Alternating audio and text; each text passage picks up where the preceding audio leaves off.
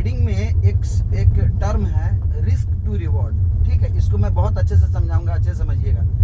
आमदनी अठन्नी खर्चा रुपया, ये तो सुने होंगे, आमदनी अठन्नी खर्चा रुपया। यानी कि क्या होता है, रिस्क जो लेना होता है ना वो छोटा लेना होता है, और रिवॉर्ड जो लेना होता है वो बड़ा लेना होता है, हर बार विथ कंसिस्टेंसी। क्योंकि अगर आप एक बार भी मिस करेंगे ना तो आपका रिस्क टू रिवॉर्ड गलत हो जाएगा। और हमेशा अपने पोजीशन साइजिंग को दोस्तों एक रखें। यानी कि अगर एक लॉट से आप ट्रेड करते हैं एक कैपिटल पे, सपोज कीजिए आपका कैपिटल 20,000 है, 50,000 है, और अगर एक लॉट से ट्रेडिंग करते हैं तो हर बार आपको एक लॉट से ही ट्रेडिंग करना पड़ेगा।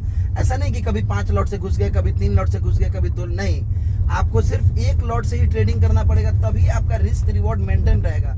सपोज कीजिए अगर एक लॉट से आप ट्रेडिंग करते हैं, रिस्क ले लेते हैं अगर 500 रुपया का, और रिवार्ड रखते हैं 1000 का। अगर आपका एक पहली बार में अगर 500 रुपया का एसएल चला गया, और दूसरी बार वाले में अगर आप 2 लॉट से घुस गए, और इस बार अगर चूंकि 1000 का एसएल लेना होगा ना 2 लॉट के हिसाब से, तो फिर 1500 का, उसको मेंटेन करने के लिए फिर आपको 3 लॉट से घुसना पड़ेगा।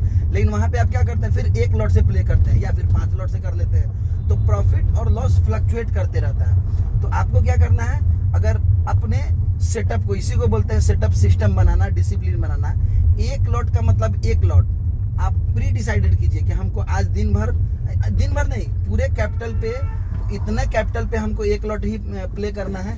और रिस्क टू रिवॉर्ड जो है वो 1:2 मिनिमम होना चाहिए। क्योंकि अगर आप किसी दिन 10,000 का लॉस ले लीजिए, 1,000 का लॉस लीजिए, 5,000 का लॉस ले लीजिए, और प्रॉफिट कीजिए कम, मतलब लॉस से भी कम, तो रिस्क रिवॉर्ड मेंटेन नहीं हो पाएगा। You will not be A profitable trader. Thank you so much.